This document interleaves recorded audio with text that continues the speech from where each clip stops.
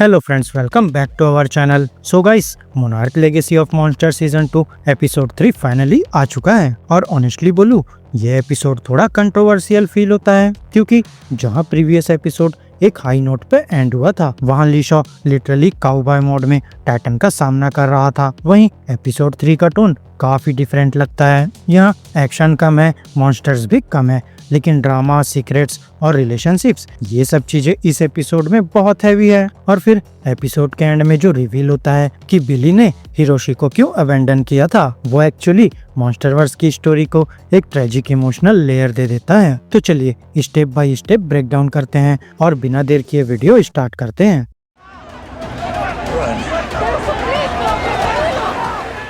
Island से शुरू होती है कहानी। दोस्तों, यहाँ एपिसोड एग्जैक्टली वहीं से शुरू होता है जहाँ लास्ट एपिसोड खत्म हुआ था। यहाँ ली शॉ और कीको रैंडा अभी भी उस मिस्टीरियस आइलैंड पर फंसे हुए हैं और टाइटन एक्स का अटैक अभी अभी खत्म हुआ है। यहाँ टाइटन एक्स सडनली सी में वापस चला जाता है और फिर एक स्ट्रेंज मोमेंट होता है जहाँ वो सी स्क्रिप्ट्स नाम के क्रिएचर्स के साथ इंटरेक्ट करता हुआ दिखता है। दोस्तों, ये मोमेंट छोटा है, बट मॉन्स्टरवर्स फैंस के लिए ये काफी इंटरेस्टिंग हिंट है, क्योंकि इसका मतलब है टाइटन्स का इकोसिस्टम काफी कॉम्प्लेक्स है। मीनवाइल कीको क्विकली टाइटन का फोटो कैप्चर कर लेती है, लेकिन प्रॉब्लम यहीं स्टार्ट होती है। आइलैंड के लोकल्स उन्हें देख लेते हैं और अब वो कैमरा चाहते हैं और वो कैमरा लेने के लिए कुछ भी करने को रेडी है। दोस्तों, सिचुएशन यहाँ क्विकली डेंजरस बन जाती है। यहाँ ली उनके लीडर को थ्रेटन करता है और समहाउ दोनों वहाँ से भाग निकलते हैं। बट यहाँ एस्केप इतना इजी नहीं होता, क्योंकि यहाँ कीको को ब्लेड से चोट लग जाती है।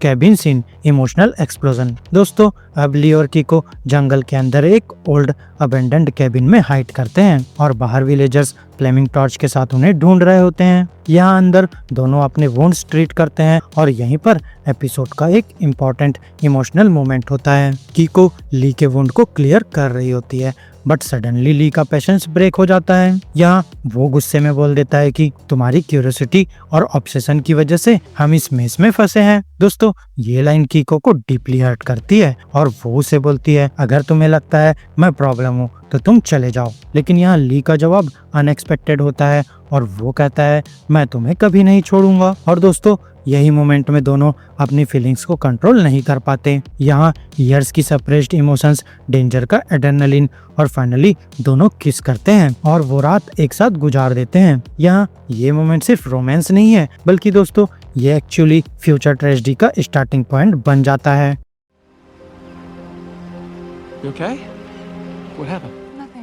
Morning after awkward silence. अब दोस्तों, नेक्स्ट मॉर्निंग सब कुछ चेंज हो चुका होता है। ली और कीको आइलैंड पर वॉक कर रहे होते हैं, लेकिन दोनों एक दूसरे की तरफ प्रॉपरली देख भी नहीं पा रहे हैं। यहाँ उनके फेसेस पर गिल्ट क्लियरली विजिबल है, क्योंकि एक सिंपल फैक्ट है कि कीको ऑलरेडी बिली के साथ रिलेशनशिप में है और जो कल रात हुआ वो टेक्निकली बिट्रेयल है। तभी वहाँ सडनली उन्हें एक आवाज सुनाई देती है, कीको, और जब वो मुड़ते हैं वाटर के उस पार एक बोट दिखाई देती है और उस बोट पर खड़ा है बिली रैंडा। दोस्तों, वो उन्हें रेस्क्यू करने आया है। यहाँ कीको उसे देखकर इमोशनल हो जाती है और उसे हग कर लेती है, लेकिन उस हग के अंदर एक सीक्रेट छुपा हुआ है, एक सीक्रेट जो बिली को अभी तक पता नहीं। Billy has my heart. So what happened between us can never happen. Letter, the secret confession. अब दोस्तों, आइलैंड से सेफली वापस आने के बाद कीको एक लेटर लिखती है। ये लेटर ली के नाम का होता है और इस लेटर में वो कन्फेस करती है कि वो ली से प्यार करती है और अगर लाइफ डिफरेंट होती तो शायद वो दोनों साथ होते। लेकिन फिर अल्टीमेटली वो एक डिसीजन लेती है, वो बिली को चूज करती है और लेटर के एंड में वो साइन करती है, योर के। अब दोस्तों, ये लेटर बाद में स्टोरी का मोस्ट इम्पोर्टेंट एविडेंस बनने वाला है।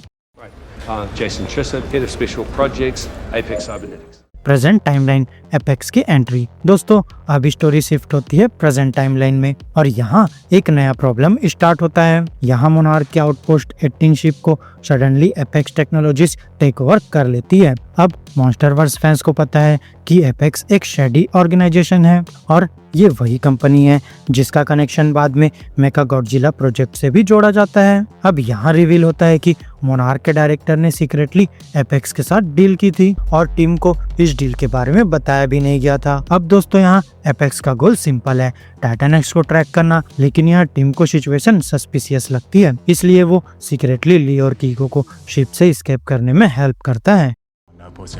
Titan's song. It's a pretty extensive modification. Tokyo mission. अब दोस्तों यहाँ ली, कीको, केंटारो और हिरोशी टोक्यो पहुँचते हैं। यहाँ उनका गोल है हिरोशी के वर्कशॉप में जाना, क्योंकि हिरोशी एक प्रोटोटाइप डिवाइस बना रहा था और ये डिवाइस टाइटन्स को अटैक कर सकता है। अब यहाँ प्लान सिंपल है, टाइटन एक्स को ओपन ओशियन में ल्योर करना ताकि वो पॉपुलेटेड एरियाज से दूर रहे, लेकिन एपेक्स उन्हें सीक्रेटली ट्रैक कर रही होती है और जब अपॉर्चुनिटी मिलती है एपेक्स डिवाइस चुरा लेती है और उसे इंटेंशनली शोर के पास एक्टिवेट कर देती है। And result, Titan x directly coastal area की तरफ मूव करने लगता है। पब्लिक पैनिक में आ जाती है और फाइनली दुनिया को पता चल जाता है टाइटन्स एग्जिस्ट।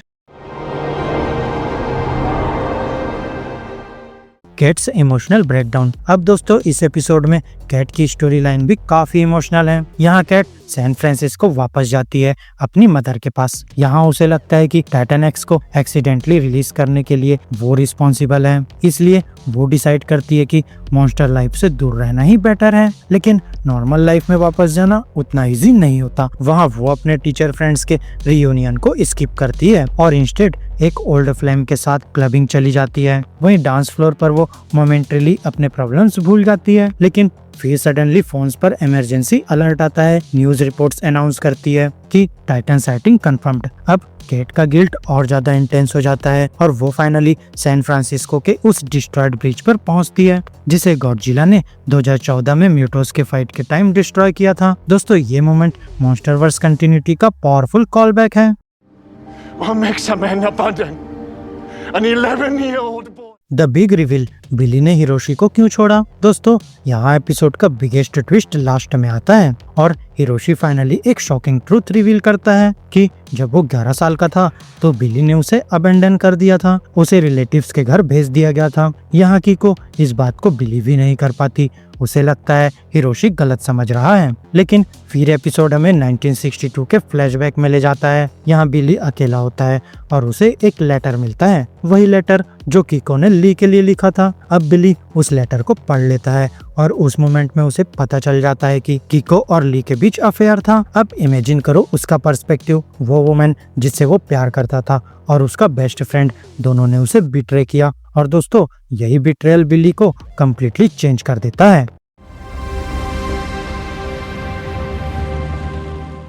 ट्रेजेडी ऑफ बिली रैंडा। दोस्तों इस रिवील के बाद सब कुछ क्लियर हो जाता है। अब बिली हिरोशी को इसलिए अबेंडन करता है क्योंकि वो उस बिट्रेयल को भूल नहीं पाता और शायद वो इमोशनली उस चाइल्ड को रेस नहीं कर पाता जो उस रिलेशनशिप की कांस्टेंट रिमाइंडर था। दोस्तों ये मोमेंट एक्चुअली एक्सप्लेन करता है कि लेटर टाइमलाइन में बिली रैंडा इतना कोल्ड और ऑब्सेस्ड रिसर्चर क्यों बन जाता है और जो वर्जन हम कॉन्ग स्कल आइलैंड में देखते हैं उसकी ओरिजिन की यही ट्रेजेडी है।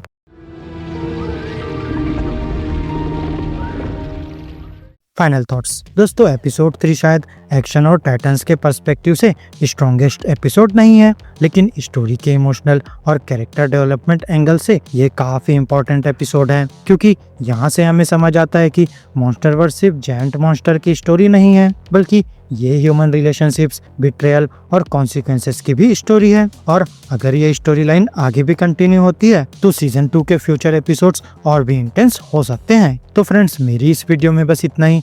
आपको हमारी ये वीडियो कैसी लगी अपने थॉट्स कमेंट बॉक्स में शेयर कर सकते हैं और अगर ये वीडियो अच्छी लगी हो तो वीडियो को लाइक करो, चैनल को सब्सक्राइब करो और ऐसे ही लेटेस्ट कंटेंट के लिए बेल आइकन जरूर प्रेस कर लो। तो अब मैं मिलूंगा आपसे अपनी नेक्स्ट वीडियो में, तब तक के लिए स्टे गीकी, स्टे देसी दोस्तों। That didn't take Monarch long.